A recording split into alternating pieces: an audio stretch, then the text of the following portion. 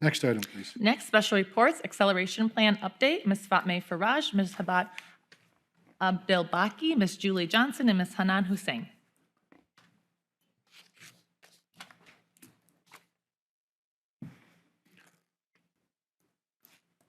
Good evening again. I just wanted to thank President Kathy Martin and all the teachers in the district for the huge undertaking of an acceleration plan that we have started this year and hoping that we can move forward.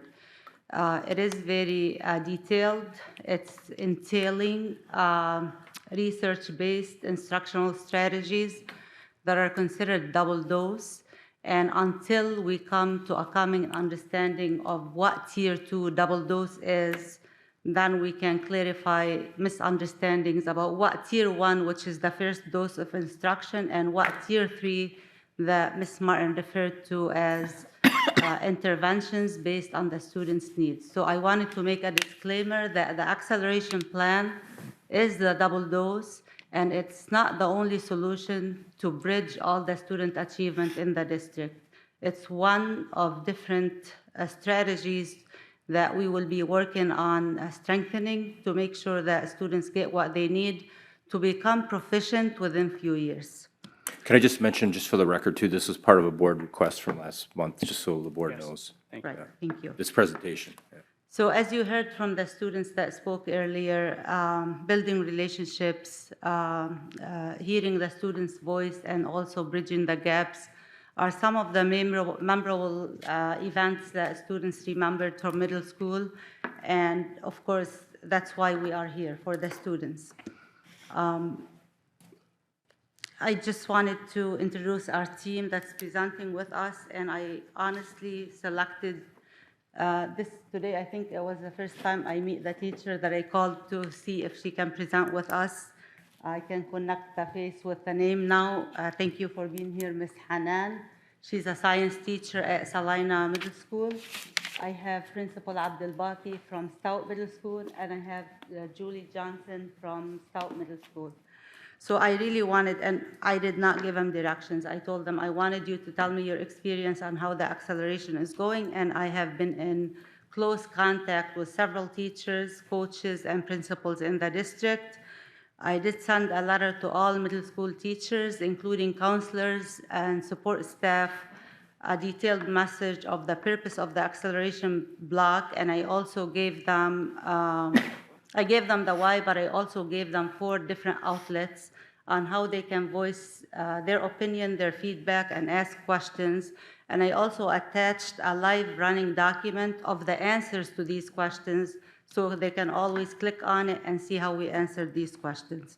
I just wanted to make sure that the plan took off, and it's accompanied by a level of support that will support mainly the teachers who we truly thank, because they're on the ground, they're teaching the students, they're gonna run into roadblocks, they are gonna practice practices that are not typically used to practice, because many of our students, as you know, and I wanna thank this board for bringing up this need and question, is that if you have students not performing at grade level and you try to teach them with resources and standards at grade level, both parties are going to struggle. Teachers will struggle teaching the students, and students will struggle unless we use the right scaffold to unpack learning and unearth misconceptions. That's called Tier 2. And this is Tier 2 by definition. It is timely, and it's on grade level. Now, what Ms. Martin referred to and what we had discussed in the task force also was an additional dose, which is the 3rd dose, and it goes down to the student's level. While we're doing this, I also wanted to give a disclaimer that while we are doing acceleration and we're meeting on a weekly basis and strengthening that, I'm working with the middle school coaches on strengthening core, which is ELA and math periods. That's called core instruction, and that's Tier 1. I hope I didn't confuse you, but I wanted you to know there are multiple venues to reach proficiency. So if that makes sense. I also wanted to give a huge thank you to the principals and Sean, Fadia, and their team for working with them to schedule the students because the acceleration is a block that's scheduled in MyStar. And of course, to the task force that worked with us. Again, this is the background and the goals for the acceleration plan, and we wanted it to be systemic, not one size fits all. With district our size, we need systems. We cannot be very loose so that we ensure that if you want to evaluate an initiative, you need to have some systems in place. And the systems would have non-negotiables, and you would know from Cognia reviews and from MyKIP, which is the state improvement process, that we need to have systems in place in order for us to be able to evaluate whether the program is going to be effective and whether it's going to yield results. Typically, when a program doesn't work or an initiative doesn't work, it's because of the initiative itself. If we selected something that's not research-based or poor implementation, and we'll be able to tell which one of those, and hopefully we will come out with good results at the end. So the system is the #1 building block of this initiative, and if we deliver a system district-wide, then we'll be able to work out the roadblocks that come our way. In August, we made sure that we gave principals, teachers time to roll out the initiative with the leadership of the coaches, the middle school instructional coaches. Principals supported this in buildings, and the line of communications are articulated, and we wanted to make sure that the parents are also aware of this. So after many meetings and discussions, we came up with a structure that would provide timely Tier 2 support. We came with 2 days of math every week and 2 days of ELA. For our higher achieving students, for the first semester, they will be working with math only. This way, they will be able to work on their needs based on their MyPath. We are looking at regrouping through PLC meetings to make sure that the different group sizes, which I'll talk about in a little bit, meets the needs of every student. This will be a pass-fail, and it is based on the engagement of the students, their work, and not on the content mastery. When we came with the groupings, we looked at our iReady scores. In each building, it was determined whether they needed more support in math or language arts. After that, we started a scale score, so we ranked all the students. Based on their needs in, for example, math, we started placing them where they could receive the most support. The more need of the student, the smaller the class size. So this way, they could get a more individual attention. We are also using the early dismissal time to have the discussions of whether we need to regroup. And I can tell you at our building, we're already talking about it. So that talk is already in the process. Okay. Now that we have the groupings, where are the lessons going to be stored? So many ICs and teachers throughout the district spent time creating lessons. They are based on grade level essential standards. They also created progress monitoring. This information can go back to our ELA and math teachers for even a greater support. It can also be used to start discussions on Tier 3 support. It is broken down where every middle school teacher can see the lessons that are necessary.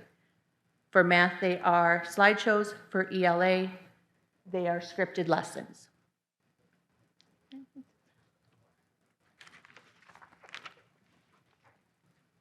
Good evening, everyone. I'm going to speak from a building principal rollout. With any new initiative in any school, there's always little apprehension and many questions, which is very, very normal. So on August 22, when we rolled the 90-minute rollout presentation, we started our staff meeting with questions. The why. Do we all believe, everyone in this room, all 90 of us, believe that if students improve in reading and writing, would it build confidence? Do we believe that if students improve in their academics, Will it also help improve behavior? Do we believe if they improve in their reading and writing, will it help everybody in this room in the content that they teach? There wasn't a single person who said no. So right away, I had people roll up their sleeves and let's figure this out. Again, were there questions? Absolutely. The rollout was long, valid. That's the feedback I got, and that was valid. And all the feedback we had and all of the questions and concerns were 100% valid. And I commend my staff who had those questions. And what we kept saying is, keep them coming, keep poking holes, because we're ready to take back all this feedback and provide it to the instructional coaches in the district so we can collaborate and fix the issues so it's smoother on the people instructing and on making it efficient for the students and effective for the students. Do we provide time for all this? Absolutely. We had 90 minutes across the district for the rollout, but I'm going to tell you, at Stout, we actually used a whole half-a-day PD, and if they needed the next half a day, we use the next half-day PD. Let's figure this out. How can we help our students? Every time I walk in the hall after the rollout, I do a thumbs up, sideways, or down with my staff. How'd it go? How'd it go? Give us more. Keep telling us. And this is what's happening. So is it a shocker that some people are concerned? No, it's not. But is it a learning curve like it was with Amplify and iWriting and everything else? Yes, that's to be expected. I actually made a phone call to my building rep on my way here today and say, do we have any concerns? The question was no. We're getting used to it. There are tweaks that need to be made, but people are feeling good. And that's directly, and I had his permission to share that tonight. So is the feedback welcome? There's many different outlets for the feedback. It can't be, there's concerns, we just throw it out to the side. It has to be, how do we improve it? How can we keep making it more efficient for the staff member teaching it and for the students? And I'm getting off script here, but I just went into the classrooms, my assistant principal, Brent Proctor, myself, and every single classroom, not only were the teachers instructing, I had a phys ed teacher instructing and making relationships in a different way, in a different light that I've ever seen the students talking to him before. Leon, that's a shout out for you. It's amazing. Every student was on task. Every student was on top of what they were supposed to be doing in smaller groups.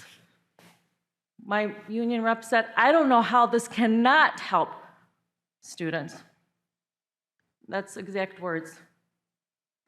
So there are different outlets for other feedback. It's not only a one and done, we ask you for your feedback and that's all. We kept saying, give us more, give us more. We have our ICs walking around with notebooks. Give us your feedback. We're almost harassing them for feedback. Give us feedback. How can we make this better? Taking notes. I'm emailing back to the district, emailing Ms. Faraj, saying that we could do 1, 2, 3. We want to continue our SEL in this process. Let's add something about Constitution Day in our ELA activities. Let's make sure we're talking about breast cancer awareness month because we used to do that in advisory. She said, okay, we're going to make sure that they mesh with the ELA standards, the essential standards, and we'll make sure that students have that awareness.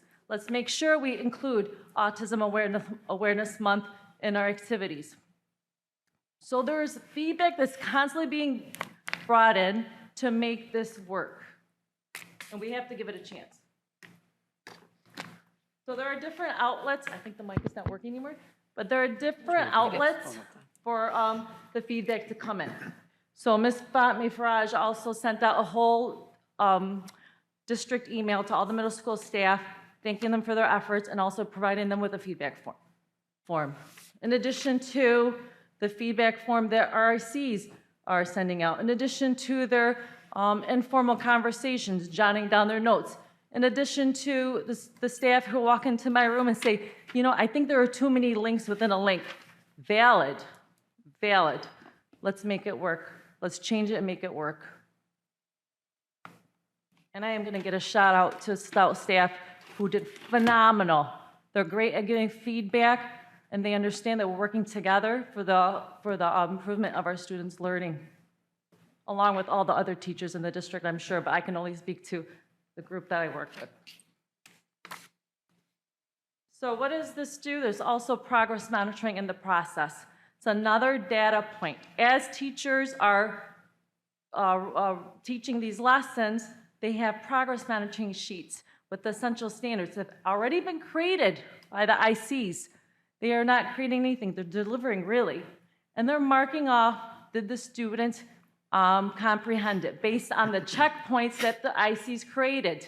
So it'll say checkpoint, check for understanding, and they'll look over their shoulder. If they got it right, yes, with the roster of names. If they got it wrong, they leave it alone. That data then will go back to the ELA and math teachers to guide further instruction. We'll go back into our building-wide interventions to guide further instruction so that we look at the students as a whole child. So we don't have hodgepodge of things going on. So our extended day before school and after school programs connect with what the progress monitoring sheets say the students are struggling in.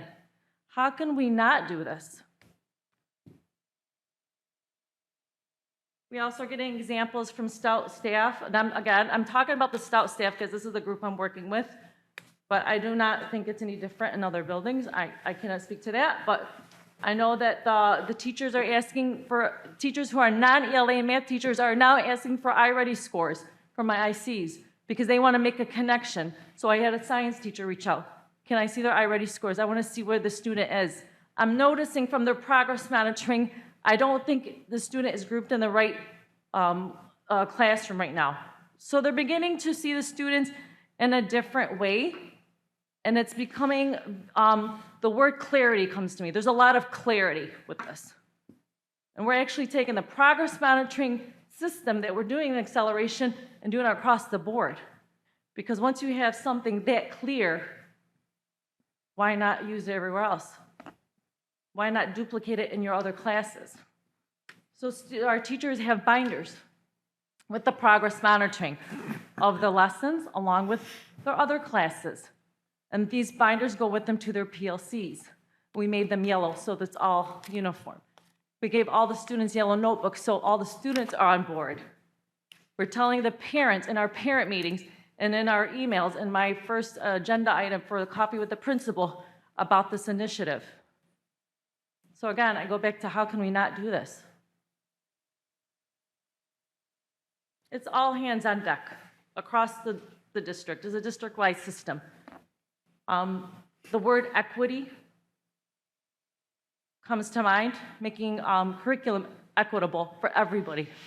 We were just talking how this feels very professional because of the amount of work that the ICs have put into creating these lessons. You should see these lessons. Take a look at the hub, what they call the hub. It's amazing. I told Fatme some of these things can be published. It's so good. It's so detailed. Some a little bit too detailed. I give my staff that. But it's so detailed that my long-term subs are doing it and following it. So teachers are responsible for the acceleration program and the progress monitoring. The ICs are grouping the students, and they work with the teachers if they need to regroup, which we've already done, and it's the third week of school. The support staff are working with students with affective needs, but they're still proud of the process. Administrators, we're monitoring in the classrooms. We're reaching out to students who feel like they don't have to do this. Have a little discussion with them, reminding them of how improving in your academics is going to help you in everything you do, and making sure that we're supporting the staff on that. So everybody's actively involved. Again, this is just a visual of the tier 1 that all students get in the classroom instruction.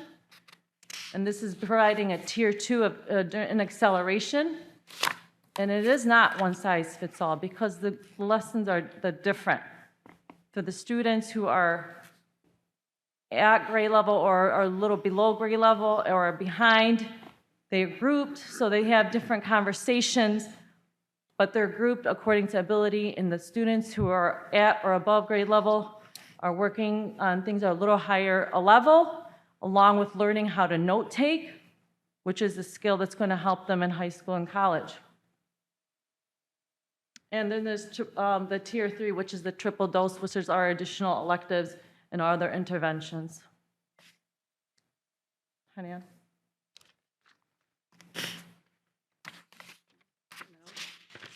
Hi. So my instructional coach, Khadija, reached out to me and asked me to come. And I was like, gladly, I'll come and talk about my own experience with acceleration period. We used to call it Wildcat Hour at Salina. So sometimes I mix up between those two. But again, I came out here just to show my own experience there and talk about that. So I personally appreciate that the acceleration period targets specific skills to help students in real time.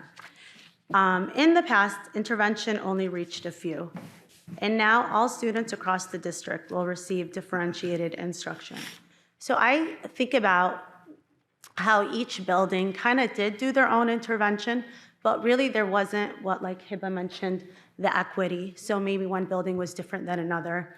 And I feel like acceleration period is just so structured and organized. It's essentially fail-proof, really. And I feel like the instruction that will help bridge gaps where specific skills and information are missing, as well as help solidify what they already know. So the vision for this initiative, I feel, and I think many people feel, has been one of collaboration and iteration. So we've seen buildings in the past have their own intervention, so we see that iteration, that fail, go back, see, fix it. And the instructional coaches, along with the amazing leadership by Fatme, we can see with the session slides, intentional, well-thought, curated lessons that are essentially no prep. Teachers do not have to be tenured or an expert to deliver these lessons. Anyone can do it.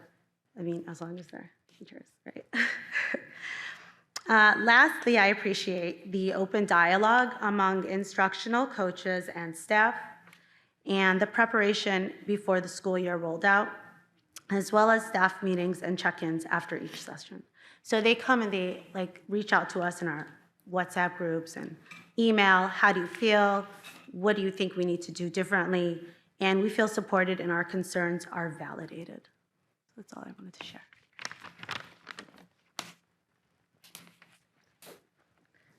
A couple things before I move on to the next part of it. I did leave out a couple of things with the acceleration block. We tried to stay away from technology of the students. All students are writing, and the interaction is between, the delivery might be on a slideshow or off Elmo, but we are encouraging the students to be writing in a notebook. And that will base the conversation between them and the teacher, which leads me into the next aspect, which is our SEL. Allowing this to happen in the class and creating that communication with the teacher and not having the computer sitting there builds relationships. It builds connections. These teachers now can be mentors. They are possibly not their classroom teacher, and they're now building a relationship. In one classroom, it was a social studies teacher, was teaching math, and she said, I did not know this student was so strong in math. And the student changed in her social studies class because now that student made a connection with that teacher beyond her class. He saw that she saw him differently. And that's what SEL is that social emotional, that connection we're making. The lessons also encourage students to work individually, in pairs, in groups, thought process of thinking about it, sharing out, and writing. All very important things when we're talking about the student as a whole. So even though we focus on the academics, when we create the hub, it's the relationships that come with it when we actually implement the program. We have to think about the whole student. Also with it being the engagement versus the mastery. That allows for all students the opportunity to take chances, to be successful. And this is what we embedded into this program. We have constant check-ins with the student. Are you having trouble with this? We've already seen it when teachers have came. This might not be the right placement. Maybe they need to be higher. Maybe they need to be lower. The teachers are walking around the classroom. In our Acceleration Plus, it's all about conferring. What did you get? What didn't you get? It's closing gaps. So it's not only with the communication between the students, but it's also the communication through the district. We meet once a week right now as coaches, bringing the feedback. How can we tweak it so we have the emotional stability of our staff too, that they're being heard, that they're a partner with us. So this is important parts that we are embedded not only in Tier 1, but we're carrying it into Tier 2 learning. Let me see. We also have check-ins. If a student is not performing or we see that there is a problem, we've already contacted counselors and social workers. Our principal went into a classroom just to make sure to see what's going on. What is causing this child not to be engaged? Is it the material or is it something else? So this allows that time for us to think about the whole child. Is that it? I think we just left with a couple pictures because this really sums it up. This is our phys ed teacher, Mr. Wiedinghoff. I walked in there and this picture spoke 1,000 words to me. Students talking to their phys ed teacher about making inferences. Mr. Wiedinghoff being a superstar and giving them examples of inferences. Yes, we got feedback. It'd be nice if the slides had the vocabulary front-loaded like our SIOP strategy say, absolutely valid. Go back to the ICs. We need to make some tweaks. This is another small group in the media center. And I just went into class after class after class and saw this. So again, thank you to the staff, thank you to the teachers, thank you to the teachers across the district. I know my colleagues are working hard to make this work in their buildings. And again, like anything new, it's a work in progress. But so far, we're feeling the vibes. Thank you so much. I just wanted to add that I just wanted to admit probably days and hours of reading about research and how to best approach this initiative. And every article about this issue of a gap nationwide talks about that the ELA teacher will not be able to fix the gap alone. It needs to be all hands on deck. Although I did not find an intact program or initiative like this, with all the research that I've done myself, and I invited others to help with the research as well, ELA teachers will not be able to overcome this gap. If we give it to the ELA and math alone, there is no way. So it's gotta be all hands on deck with a collaborative learning culture that we embed in our schools. So thank you so much, and I apologize for going over with time. Nothing to apologize for. Questions? Trustee Petrikov. Well, you know you're not going to get away without me asking a question. Okay. I've been trying to kind of understand this. It's a little bit convoluted in when you're not there to see it in action, so to speak. And so my question is going to deal with understanding how this is embedded in the school day.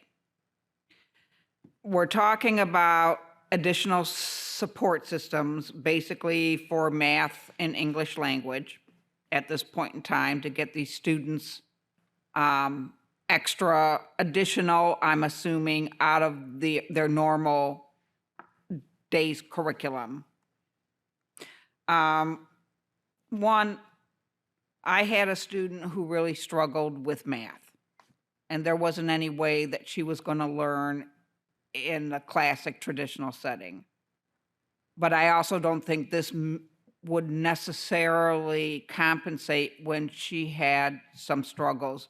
And I see that these kids maybe are being grouped in a classroom, but I'm not understanding how there's any differentiation in how they are actually being taught. Kids, we all know that there is a group of kids who have a completely different learning style than the traditional ones who can sit there and take it in and understand it in a verbal, oral setting and need either hands-on approach or whatever. And that's where we lose these kids at the elementary level, generally speaking. By the time they get to middle school, they've already become so frustrated. If you have those kinds of students in this setting, and you find that no matter what you're doing, they're still not being helped, where do you go then? So the students are grouped the way they are grouped for targeted intervention based on their type of gap. So if the teachers are working with smaller groups for that 30 minutes a day.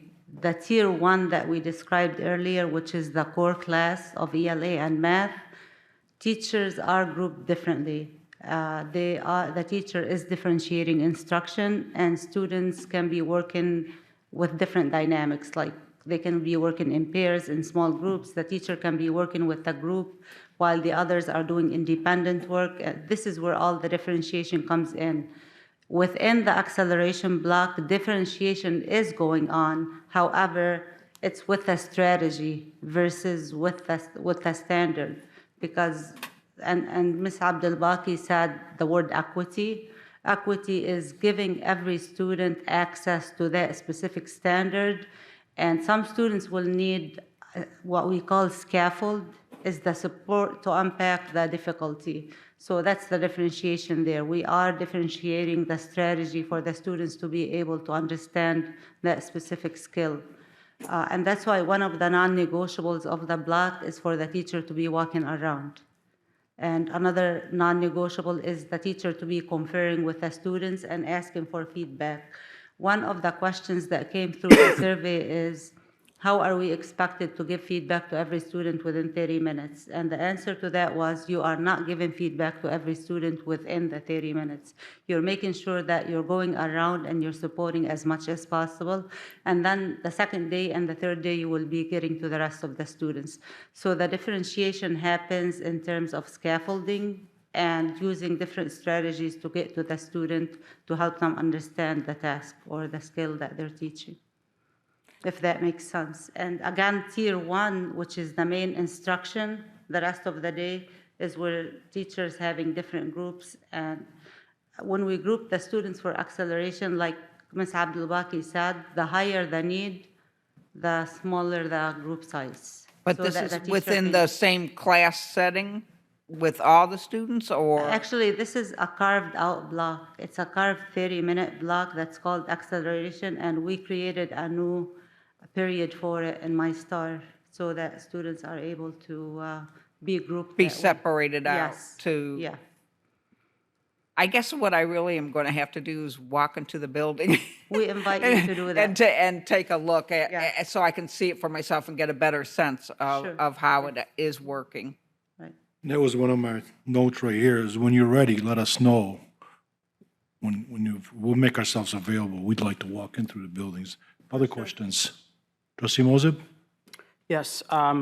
Question, so this is being rolled out to all of middle schools and elementaries, or is it only middle schools we're talking about? At this time, it's middle school. Middle schools. Okay. So how, if I have a struggling student at home as a parent, how would I be notified that they're getting the second dose or the triple dip, as was mentioned in the slide? So all the students are getting a double dose. Okay. That's what the acceleration is. And I think the question you have, and I'm not quite sure, correct me if I'm wrong, this acceleration took place of advisory. So it's not in the math class where we're doing something different or ELA class. It's the advisory, in my opinion, improved and more focused and uniform across the district. So students are getting differentiation in their groupings in the regular math and ELA classes, but now they're having an additional exposure to it that they did not have before. smaller group discussions. So this is why it's a double dose. And you're welcome to walk into my building any day at 9:20 to 9:50 as of tomorrow, unannounced. And you will see the difference. Sorry, not Tuesdays. We don't do it on Tuesdays. Don't come tomorrow. Wednesday. So it's, we don't do it on early release day. Thank you for correcting me. But everybody's getting it. That's what makes it equitable. That whether parents know it or not, their child is getting a double dose. Trustee Watts? Okay, so I know that my daughter's getting a double dose because I looked on her schedule and I said, what is this acceleration? So then I guess part of what Trustee Peshikoff was saying, so if I were to walk into her acceleration time, she's been placed there based on her I-readies, correct? Not based on the way that she learns, correct? So it's not her learning style. So they use iReady, so Correct. we have a starting point, but this is why the progress monitoring is key in the classrooms, because teachers will then see, like we saw, maybe that student didn't take the iReady test so seriously in the spring. So that iReady test wasn't that accurate because students are actually documenting their scores if they're in the Accelerated Plus for every unit, which every half hour is a unit. They actually have a document to document what their score was. Teachers will see from their comprehension checks. This doesn't make sense. This student should be in the higher level, or the student actually needs to go back and get the more support. So this is why the progress monitoring piece is extremely important in this advisory, which we did not have before. So I guess in sense that we are then seeing our students in real time saying perhaps the I-ready, they're just not great test takers. However, that's not a reflection of what their acknowledgement and understanding of the subject matter is. Yes. So then is that something that later on we'll be able to then leverage? We're doing Going it now, forward. and it's the third week. Okay. So we're moving, rescheduling students now as teachers pick up on maybe the student should be placed in this class for acceleration. We're changing schedules now, and it's the third week. So this is a continual change to keep meeting the needs of the student. And then how often is this acceleration every day? Yes, except for Tuesday, just because of the early release. So it's every day, 30 minutes, small group. So 4 days, 4 days a week for 30 days. Okay, so then I guess I'm thinking, if I have a small group, where are all those other students? So that's why it's all hands on deck. Okay, Co-teachers are involved. There's a larger classroom. If there's a larger classroom, then there's 2 teachers in there. So it's based on, of course, your staffing, but we are adjusting. So if a classroom had 27 students who are at one level, they have 2 co-teachers in there. The teachers, special ed teachers, will have a smaller group somewhere else. So they're actually leaving a classroom and taking them to another location. So that is what we constantly are looking at and trying to make the most effective use of our time. okay, so within those 30 minutes, you have a small group of students, say 8. Is that too small? That's a bit too small. 10? Yeah. Okay, so Yeah. so we have 10 students who are grouped together because of their I-readies. Right. And then within there's always fluidity, saying that, perhaps a student shouldn't be in this one, let's move them. So we're always Yeah. shuffling and pivoting, And you correct? have some that are bigger. Right. So in those 30 minutes, what is the subject matter? ELA and math. So Okay, so it's always ELA and math based. And it's all the essential standards that they are expected to master at that grade level. Okay, and then is that then the foundation, right? The basis, the starting point of then how the other subjects are scaffolded? Like, I'm trying to think, like, how would you incorporate the physical, like the phys ed teacher? Well, the lessons are already created for them, so. Okay, who creates the lessons? The ICs created everything, so I would be able to give it to you right now, and if you wanted to come in and teach a lesson to one of my class, you'd be able to do it following the lesson. It's that thorough of a job that they have put together. Did the district create this themselves, or are we copying this from a curriculum from somewhere across the nation? We started the process, the ICs and teachers started the process in May. It was May, correct? And we worked during the summer. So we spent many hours in the summer creating these lessons ready to go. And we had other teachers, and I know Salino was one of the schools that actually piloted some of the lessons to see how they were during the summer school. And we went to teachers before the school year, is this something you would be able to do? If you were given a group and it was math, would you be able to teach this? So does the teacher then, for instance, say that they have a lesson that they wanted to do, but maybe there's like you said, it's autism month, or maybe something's happening in somebody's family, are they able to pivot that lesson, or is the lesson prescribed every single day? Across the now, district, the same lesson? The district has the same lessons. So But every we classroom's doing the But same again, thing? we meet every week right now, so things are constantly changing. So when the input came that let's have something for Constitution, it goes right back, and we're trying to see if we can get some changes. And if the teacher does have a lesson that's teaching that specific essential, it's focused on that essential, and they communicate with the coach, they can definitely teach the lesson if it meets the same essential standard.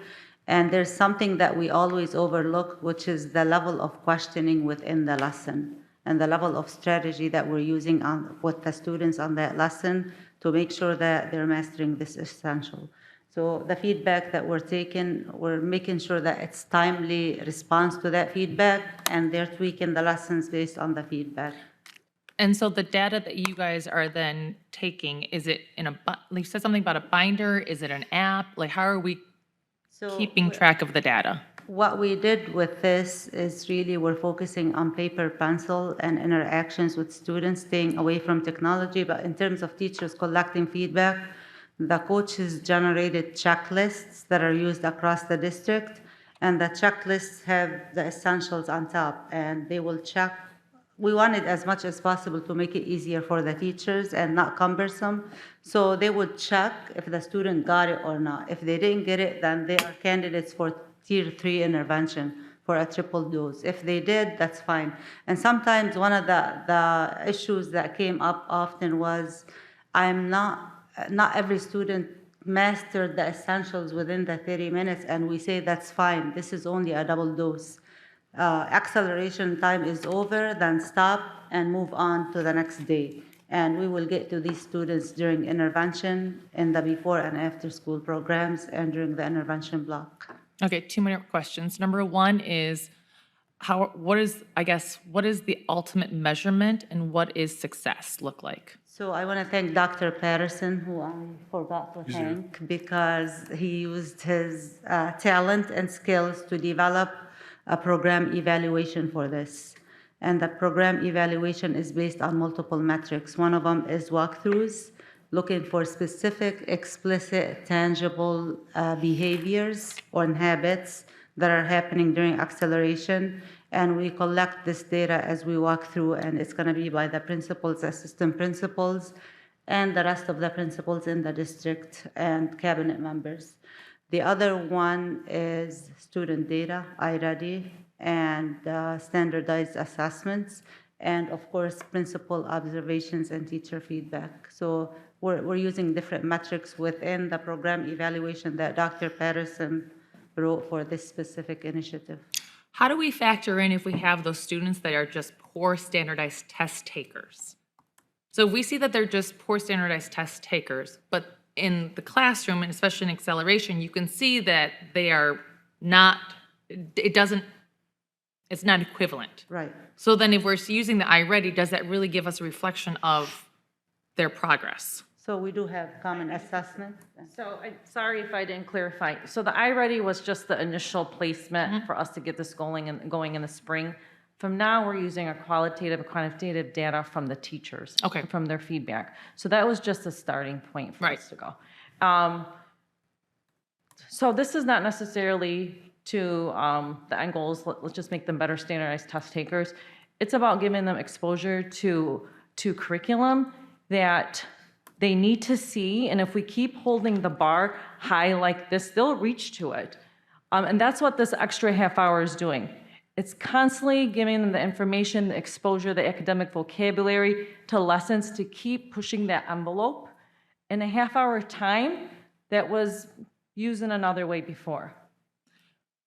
So then as a parent, what can we do to help support our student? And So what- that's a great question. That is my first agenda item for copy with the principal. So once we get this information from the staff, so what we're planning on doing is, once the staff has been doing this for a few weeks, we're going to ask the staff to give us the three areas that students struggled with the most in the ELA and the math. We're going to get that information back to the teachers, so everybody's aware of it, and share it with the parents, because then the parents can then support us with making sure that their child also comes to after-school tutoring. Like we have 21st Century that's going to be in our building after school. We're going to also give those struggle areas to the 21st Century community organization, so that we're all on the same page, working towards the same goal.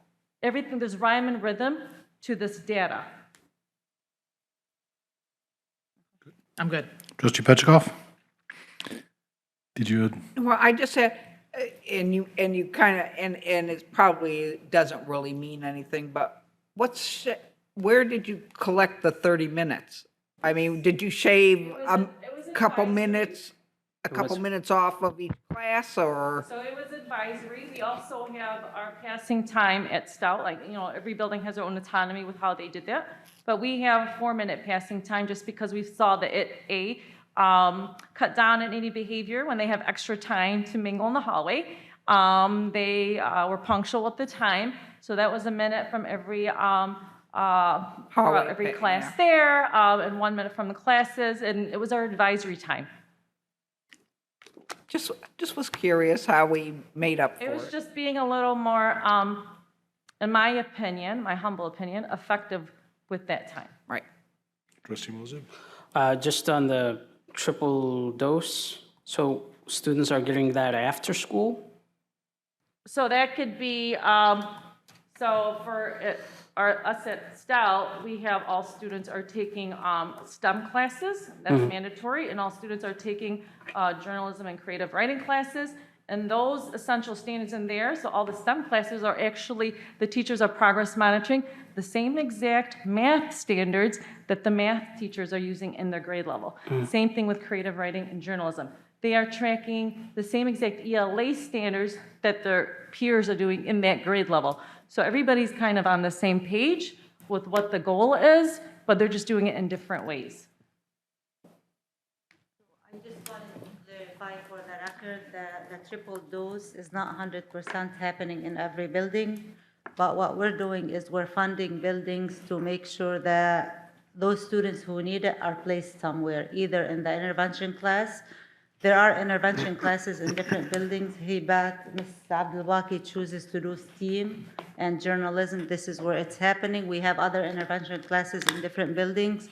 And also, we encourage before and after school tutoring and making sure that this half-hour tutoring is really targeting the skill that the student needs, not the grade level essential, the skill based on the student's level. This is when you really go down to the student level in Tier 3. In Tier 2, you do not go down to the student level.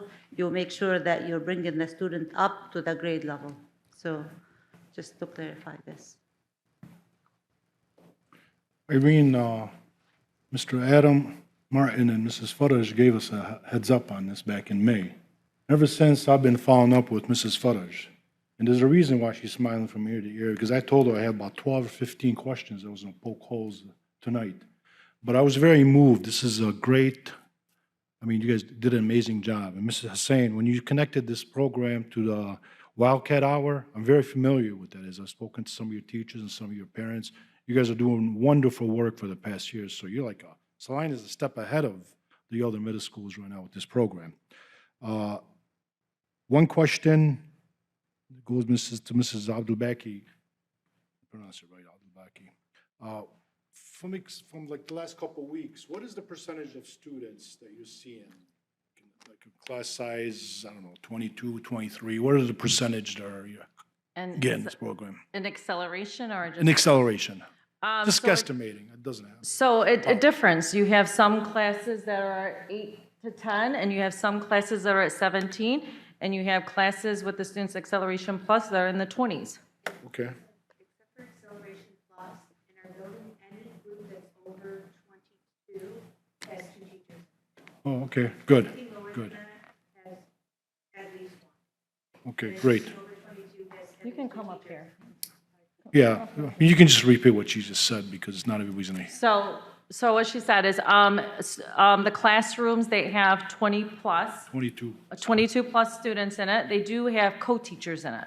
So the bigger groups, we purposely sent a second teacher in there to assist. And classes that are less do not, they just have one.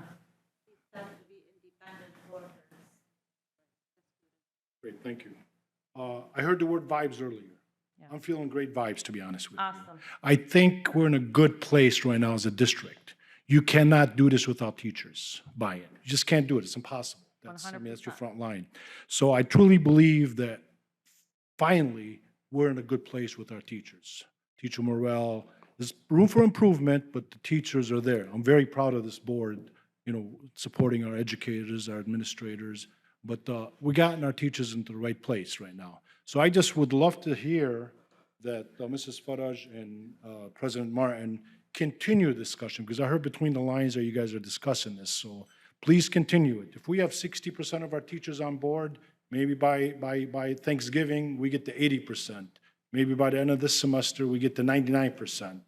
I would love to see that, because without teachers, this isn't going to work. And I'm going to reiterate, just because I have the mic, the teachers in the building are the driving force behind what's making this work. And I have to say that, and I am forever indebted to the Stout staff for the amount of effort and work, and I know it's hard to learn something new, and they're just rock stars. And the fact that you acknowledge that just empowers your teachers. I would like to see that. I mean, it sounds like amazing things are going on at Stout, and there's no doubt in my mind amazing things are going on in our 7 other middle schools. That's what I want to hear. What was the other thing I wanted to say? I wasn't being rude when you were speaking. Some great things are happening at Stout, because I had a couple of parents text message me and said, see what I'm talking about? So keep up what you're doing. Thank you. That's all I can say. Can I just add that the coaches were told the first meeting we had after school started and after the rollout, please acknowledge every single concern that the teachers have. Never look at a concern and think, what is this? Just always acknowledge it, and we'll find a solution for what the teachers are asking. So I agree with you that teachers need to be supported. We need to give them answers to the questions. We came a long way in terms of understanding what Tier 2 is, and rightfully so, the teachers will also have their chance as well. Great. Any other questions, comments? President Barry, just on next steps as far as gauging this, say a year from now, what data points are we going to be looking at to say, yeah, this acceleration plan really works and we really need to expand on that, maybe even elementary level or even pivot to a high school? Definitely student performance in middle school in terms of both local and standardized assessments, also qualitative, quantitative data, and teacher feedback. We also have classroom assessments that are not standardized or they're not I-ready. So these are metrics that we can look at, and definitely student performance and samples of their work and projects. Trustee Moseb, I know where you're going with this. So if we kind of bridge the gap at the middle school, and we are in discussion what's next for elementary too, when elementary kids come into the middle school better prepared, guess what? Makes the teachers' jobs easier. So that's a discussion that's going to continue on. So FYI. Absolutely. Anything else?